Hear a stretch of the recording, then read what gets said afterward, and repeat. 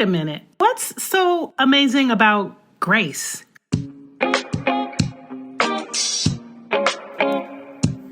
You are listening to All Things Grace podcast, and I'm your host, Dr. Michelle Majors. This podcast is dedicated to answering one question: how can we move through life with more ease and flow and grace? How do we bring grace to family drama, our careers, our bodies and health? What about racism and oppression? Or the most challenging of them all, ourselves? It's all about grace, y'all. Let's talk about it.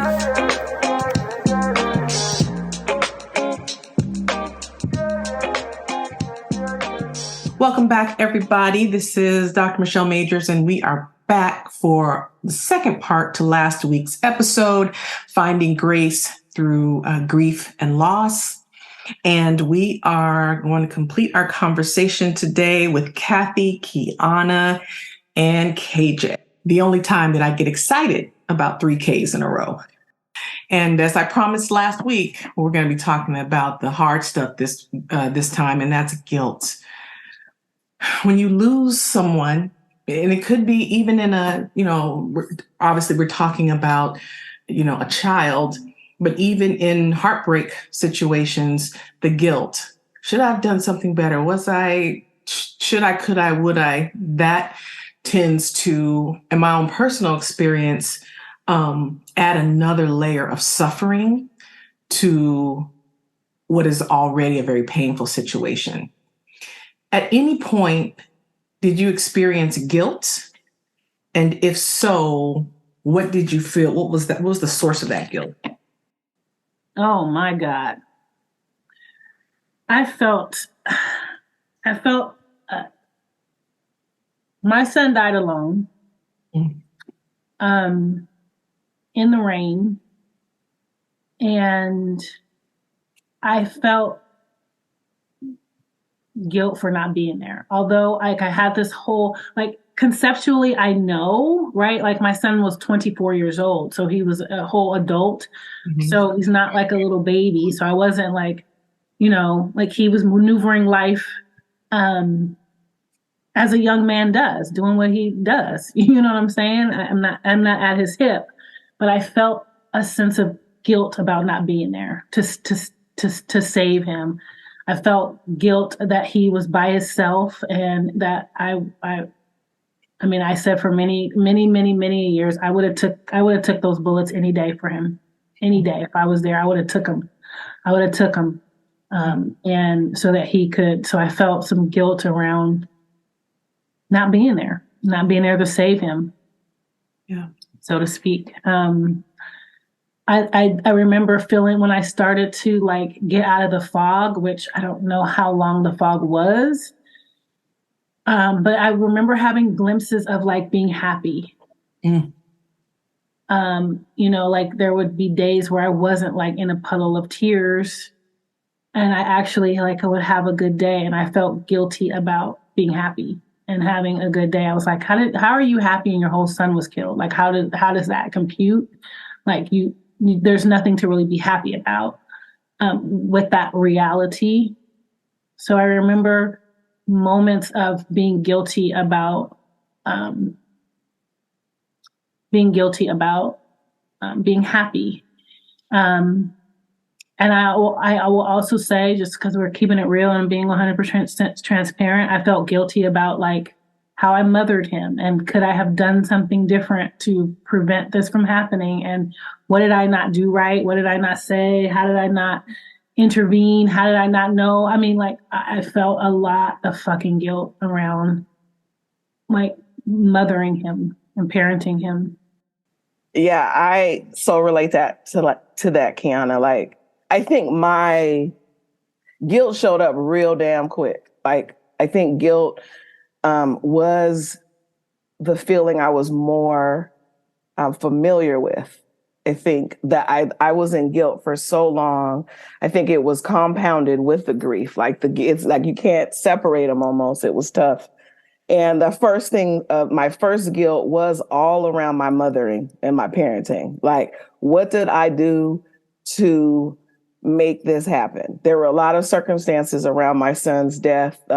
He did not deserve it. It was a drive-by. He didn't do anything at all to deserve that. But there was this idea that there was a lifestyle that led to this, that should I have known about? Should I have prevented? Should I have done more?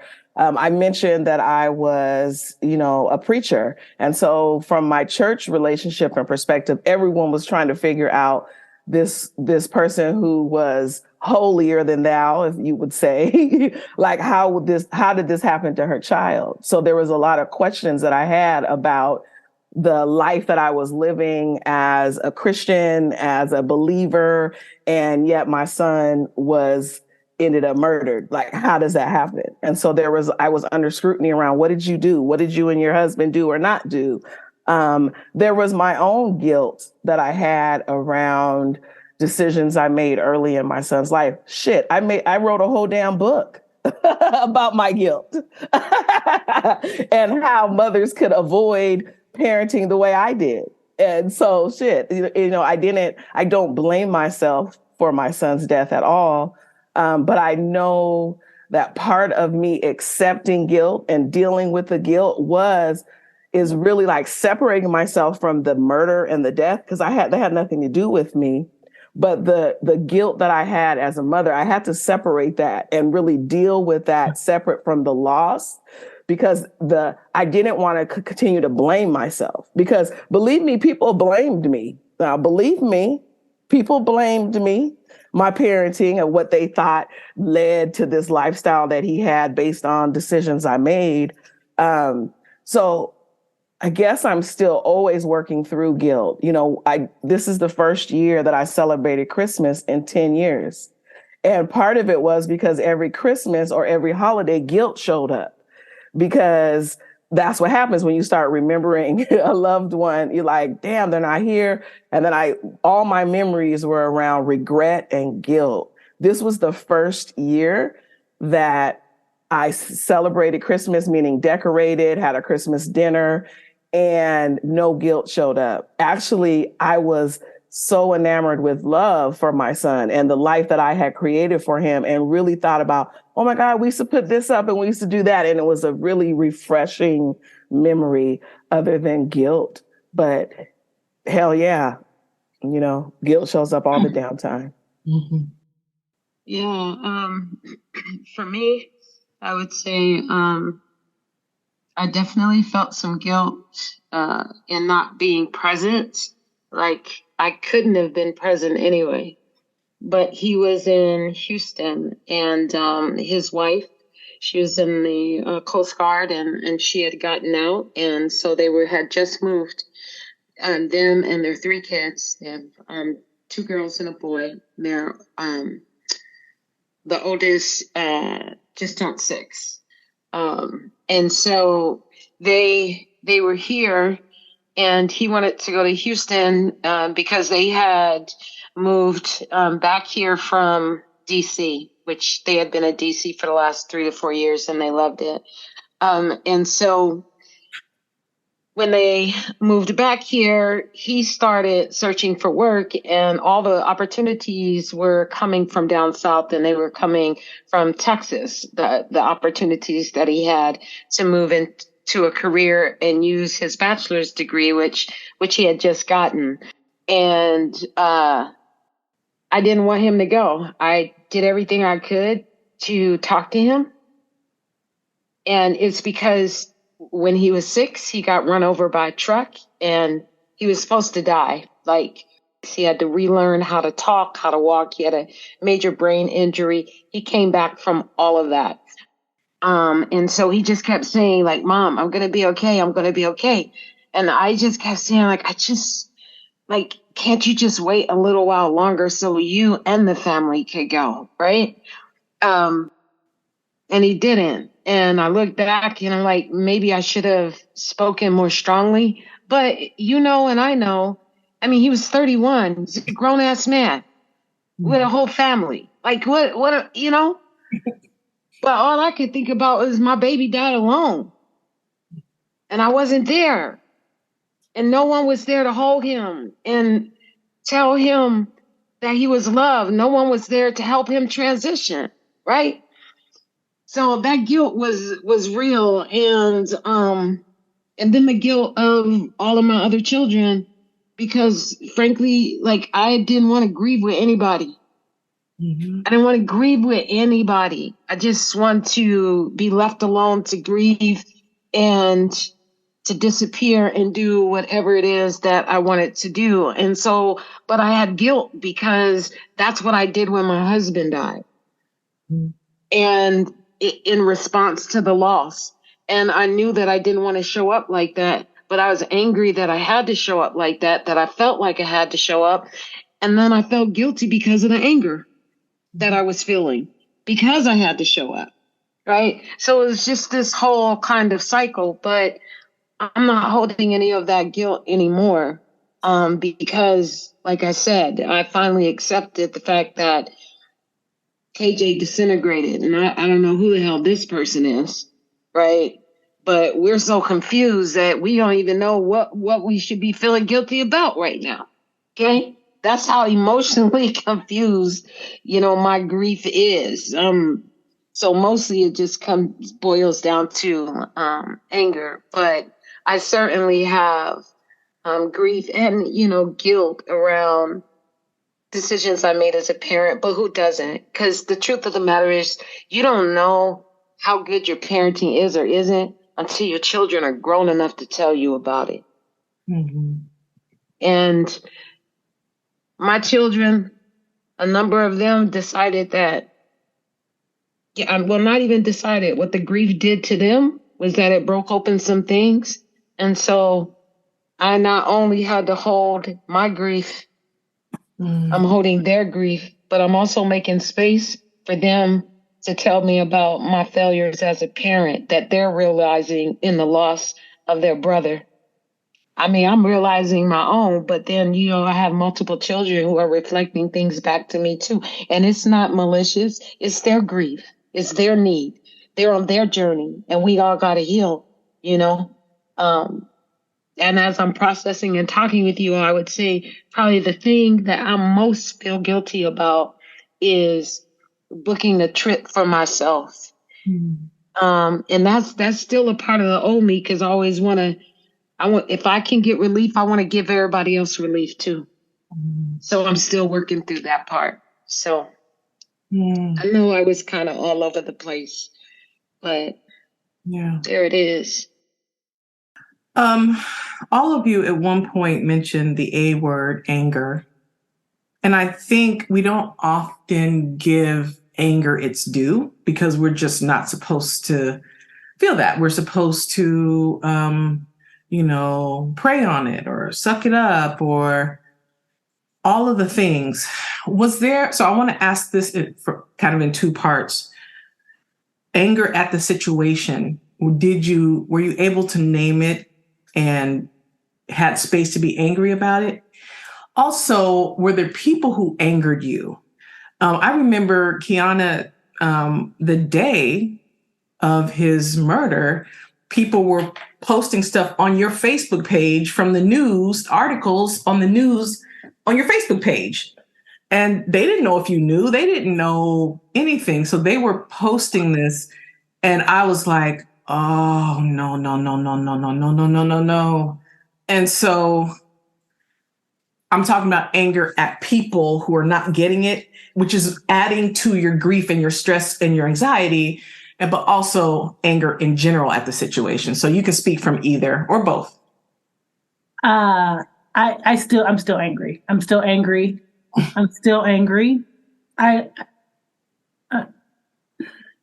Yes. Angry at a lot of people for those sorts of things.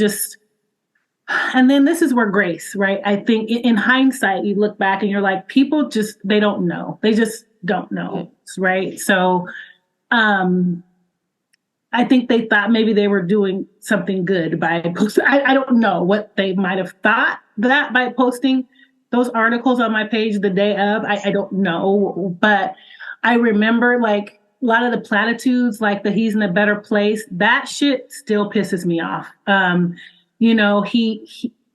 God needed an angel and just all this malarkey, all this bullshit, because they just don't know what to say. They're just trying to comfort you. They're trying to make you feel better, but it actually does not feel better. The best place for my son to be is right here with me, right? Like he's in the better place, right? The better place is for him to be here with me and his son and his family and like, what are you talking about, right? So people just are ignorant. They just don't know. And it's complex. It is it very much like you were saying, KJ, it's not to diminish loss in any way, but there's something really unique about a mother bearing her child that's different from bearing your spouse. Even, and I've lost my father and my stepfather, even bearing a parent. So, people just don't know what to say. And so I remember when we had our writing group, I was like, I have a whole chapter of all the stupid shit that people don't, when somebody that has a loss, don't say this, don't say this, like there's just some shit that you shouldn't say and or do. So very mad at people. But just, I remember thinking, the grace, that's where grace kind of stepped in, was like, they don't know no better. Angry because the people who were responsible for my son's murder were his friends. Were supposed to be his friends, friends of the family. Whether or not this individual wants to say he was there or did it or whatever, one of the two people that was there, whether or not he wants to take responsibility for it or not, the fact that this happened in your city. And this is your quote unquote cousin, and this is your bro, that whether or not you knew or didn't know, that you were not forthcoming with the police about what, like if you come to Chicago and something happens to you, I'm gonna be right at officer, and she had on a yellow shirt. And the last time I'm telling it all, right? That's my girl, right? How could something happen to my girl in my city? She's here visiting me, and then I don't got nothing to say to the cops. I don't know nothing. Like, I'm still very angry about that. I'm very, very angry about that. I'm angry even at the gentleman who stepped up and said, I take responsibility for it. I'm angry because you took it upon yourself to end the life, in the dreams, in the potential of another human being. I'm angry that Black men don't have enough love for themselves and for each other, that you're standing in front of or behind your brother, and that you have the unmitigated gall to pull the trigger and end his life. Like, the fact that somewhere in your brain that didn't compute that there's such a disconnect in humanity, that you would think that that's okay, that you can do that, regardless of what the circumstances was. I'm angry that people are killing each other over seemingly really dumb shit. I mean, I can't get in the mind of a murderer, but there's not I can't think of anything that I would take someone's life over, that I would actually just end someone's life over, unless they were trying to end mine and I was, defending myself. But like, I don't get, I'm really angry at the disregard for human life. I'm really angry about that. I'm angry about the criminal justice system. I'm angry about the criminal justice system, the whole system that we had to go through, court. I'm angry that I walked into court and there's 2 Black defendants that are responsible for killing a Black victim.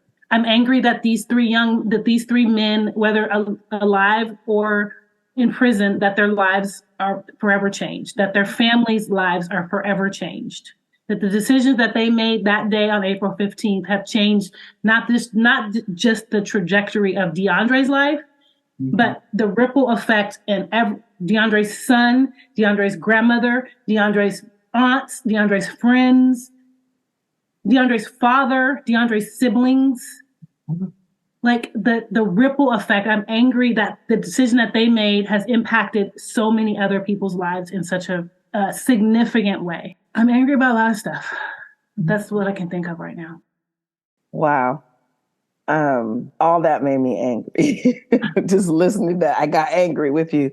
It's interesting because my anger at first, a lot like what Keonna talked about, is the things that people said to me.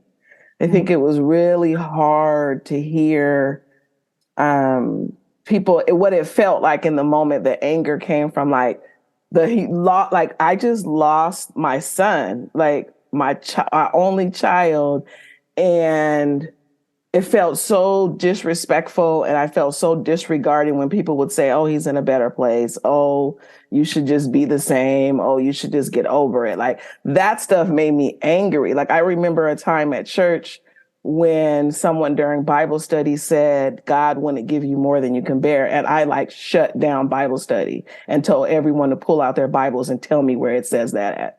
Give me the scripture. As someone who was ordained and knows the Bible, I was like, give me the damn scripture. Let's have a Bible study on that scripture right now. And no one could find it. And so I said, so stop fucking saying it. Like, it was really like, I remember saying like the anger was like, God, I can't bear it. So for someone to tell me that God wouldn't give me more than I can bear, but I can't bear this. So what are you trying to say? So my first anger was God. Like you talk about like, me and God, I was angry at God. Like, I'm like, God, I gave you my whole life. I sacrificed my time. Like I was at church more than I was at home. I gave you everything. And it did not guarantee that my son wouldn't be murdered. Like that was really tough to like reconcile. Like I'm at that same place where me and God had to like really wrestle. Like I had to wrestle with God. Like I like that whole, there's a scripture, a passage in the Bible that talks about Jacob wrestling with God and said, I'm not going to leave you till you bless me. And that's how I was with God. I'm going to wrestle with you until I feel like I am blessed by you, because right now this feels like a curse. This feels like the worst thing that can happen. I was a faithful servant. I did everything right. I was a good girl. I crossed my I's. I dotted my I's, crossed my T's. I did everything. I opened the church, closed the church, everything, but it didn't guarantee my son would be here on the earth with me. And I was so angry at God. And there's still times that it shows up. It still shows up. Like, me and God, we're going to have to talk about this. And then, so there's the people that said, what felt like mean things. And talking about like where I'm at now, I am giving them so much grace, because I understand as a culture, as a society, we do not deal with loss. We do not handle loss. Like, we don't stop. We don't tend to people. We don't tend to each other, ourselves. We just keep moving. So I recognize that we haven't been taught. I recognize now that nobody, is teaching us what a healthy loss looks like, what a healthy death looks like, what it looks like to say goodbye to someone, knowing that death is part of life. And so I recognize, especially in the Christian community, there's a huge gap in walking people through grief, because it's like, oh, they're in a better, like our whole, like in Christianity, our whole, beingness was about heaven, not earth. And so it's like they're where we want to be. And so there's this bypassing, what's called spiritual bypassing of grief and loss. And so I can say that now, but when you're in the midst of it, fuck you, like that's how I felt. And I felt like the places I went to receive care harmed me by wanting to bypass my pain, by wanting to use my pain for profit, by wanting to, ignore my pain and really feel like you're good, right? Like, you're good now. No, I'm not good. And I recognize that anger still shows up, because I'm still finding it in relationships, trying to find the language to help people understand how to tend to me, how to care for me, how to be in relationship with me. So I still get upset when March 29th hits and people that love me don't reach out to me. I still get pissed, when his birthday comes around and people act like that's nothing to me. Like, I feel like I get angry when I think people are forgetting him. I get angry when I think I might forget him. I get angry, at that. Like I haven't had a chance yet to be, I was angry at the mama because I understood that somebody's mama knew who killed my child.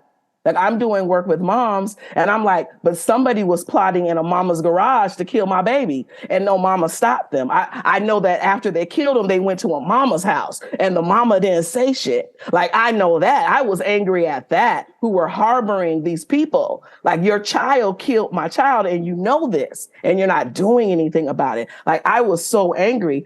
I'm here at 10 years and they haven't arrested anybody. They haven't called me. They haven't done any damn thing. And so I'm angry at the police that say that they care, that say that they're protecting me, that say that they're going to solve crimes, that they haven't given a damn.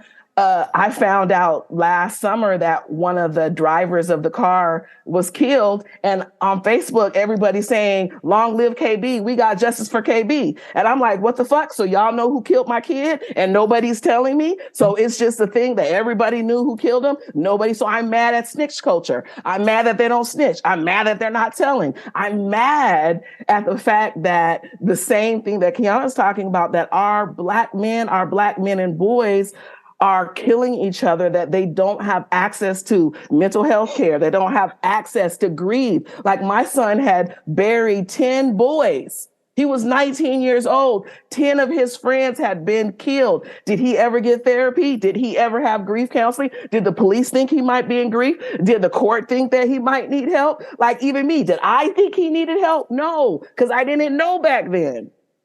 And so like I'm angry at all the intersections where we could have helped, all the intersections where people could have saved him, or intersections where they could have told who killed him. Like all these places where everyone is just taking on this individuality. I'm mad that there's a breach in our community. I'm mad that the village that I needed wasn't there. I'm mad at that.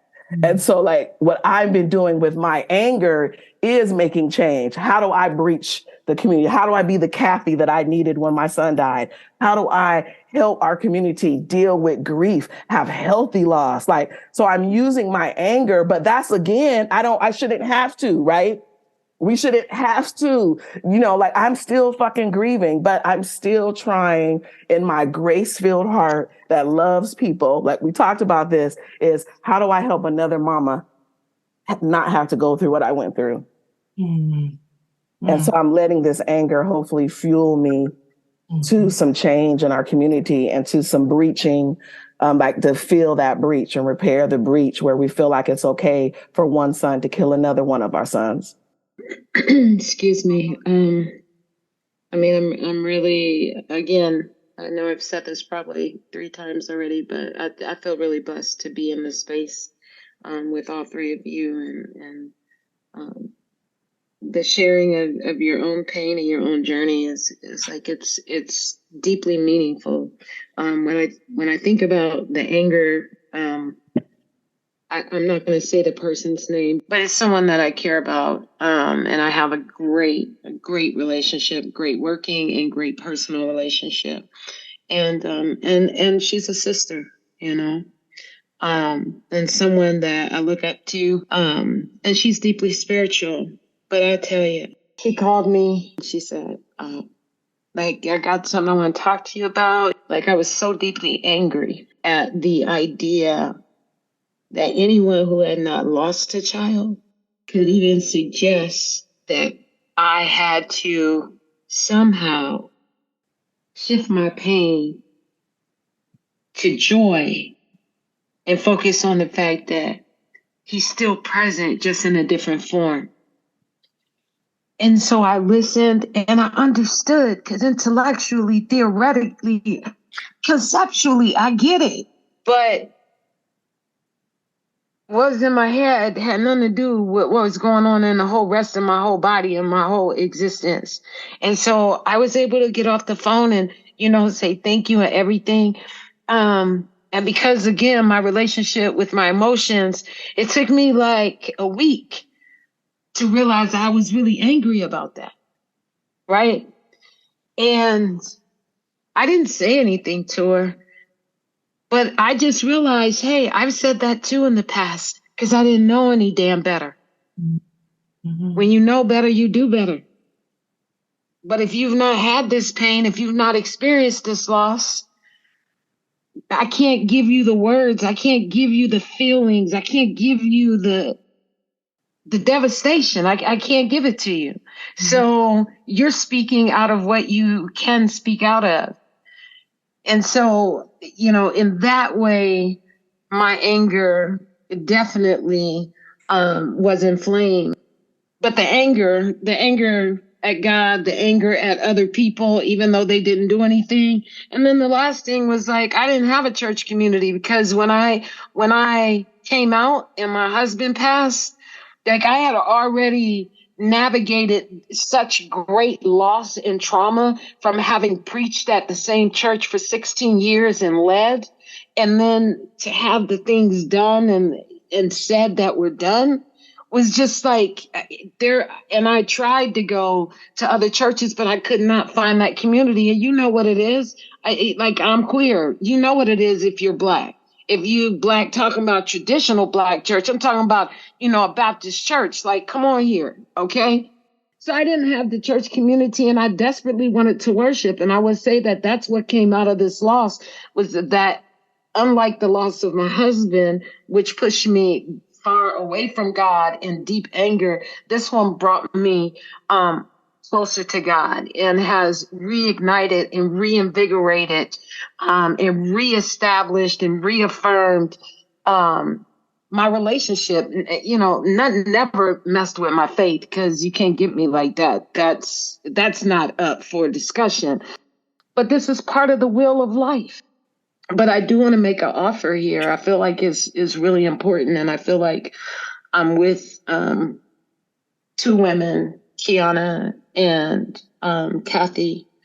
You are, strong Black women, not because you're Black and not because you're women, but because you're Black and because you're women. And you live and have lived in this society, and you know what this pain is. So I'm going to ask you two that in your prayer closets, I don't have a specific request. Just that I don't know what the fuck to do. And there ain't nobody that I could really explain that I don't know what to do. When I say everything is messed up in here, I mean it. And what it takes to get through a day sometimes. So, like, I genuinely need prayer. I'm an introvert, so I ain't asking for Zoom meetings. And, I see Michelle once a year.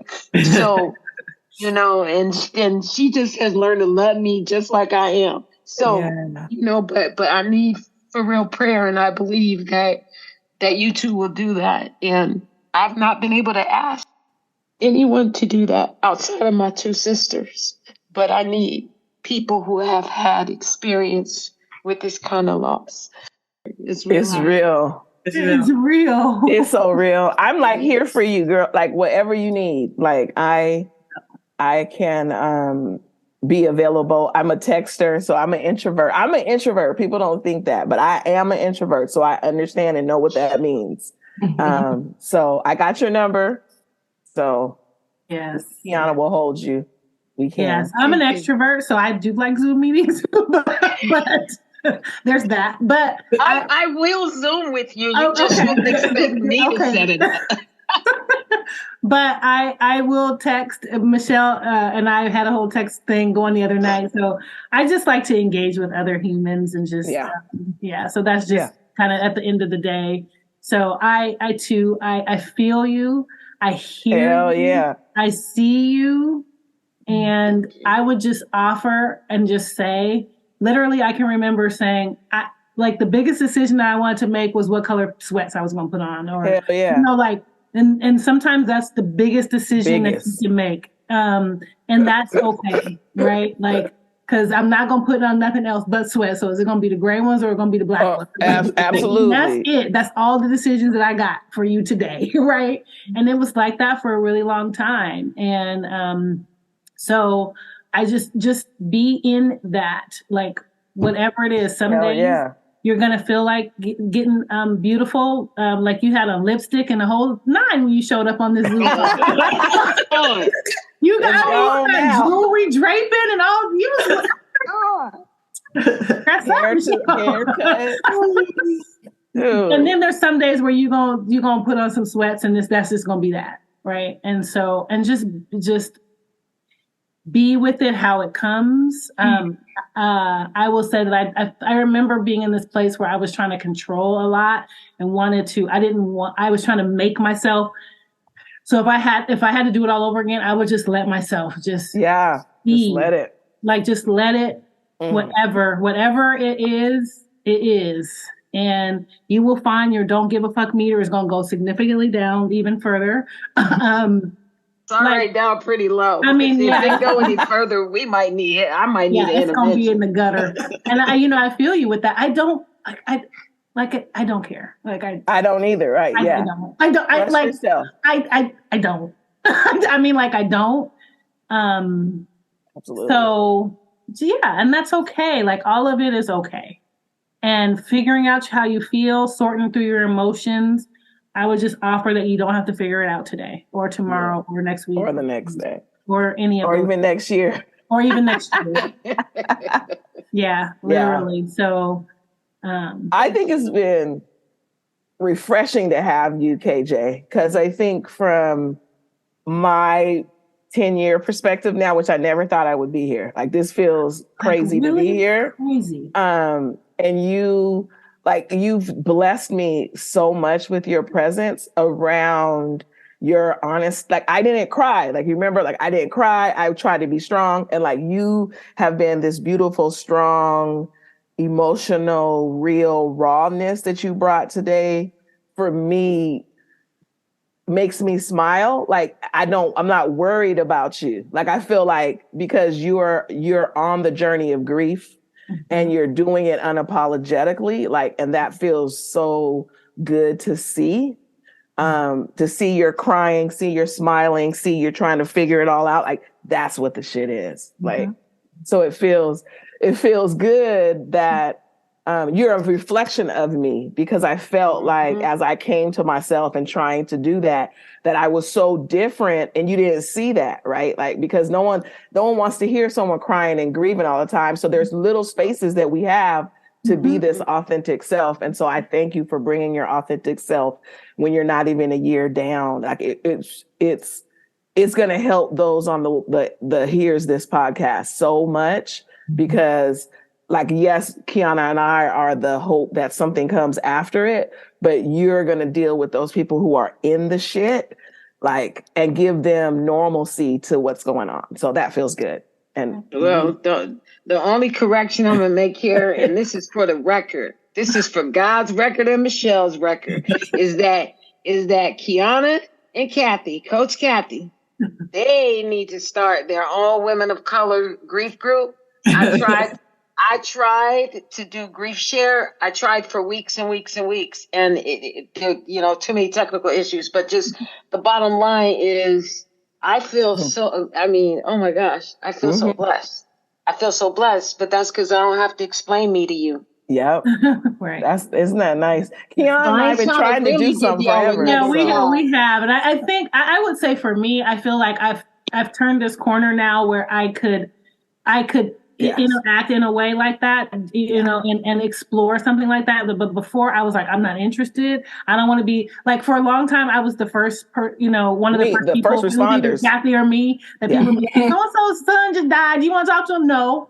I don't do that. I don't do first responding anymore. I don't want to be a first. I don't want to. No, no. I don't want that. No, right. So, but now I've, like I was saying, I feel like I can talk about it in a very different way, and so like, to really be of value and be of service to those folks that can see, yes, it's messy, and it's going to be messy, and it will forever be messy.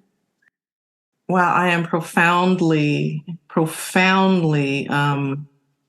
moved, and for so many reasons. And one, community is really important because really it's about being seen, right? And what you were speaking to is like, I see you and me. That's what Kathei said. Mm-hmm. And I don't have to explain me to you. That's what you said. So I think that piece of humanity and spaces like these are really important. Another thing I'll add before we kind of wrap up here is you never know what people are going through. You never know. And we'll present in the world and people go, oh, they got their stuff together. They look good, right? And have no clue. So I just want to impress upon folks out there, man, be good, be kind to people. Be kind, just hold space. People are hurting and we're all hurting. So I just want to thank you for ending this with a smile. And given what the topic is, I just want to thank you all for just showing up to it. Special shout out to you, KJ, because again, it hasn't been a year, right? And so I just want to just thank you all. And we are going to wrap up. But here's what's next week. Coach Kathei and I are going to talk about grace with mothers. Grace with your mama. Gonna be yummy. I'm looking forward to it. And I'm telling you, it's going to be off the hook, y'all. We're going to end with our fill in the blank. And I'm going to call on KJ first. Grace is the ability to find peace. Keonna, grace is love. Kathei. Giving yourself permission to just be. All right. Thank you all so much. Thank you, Michelle. I'll see you next week. And Yep. be well. Take care.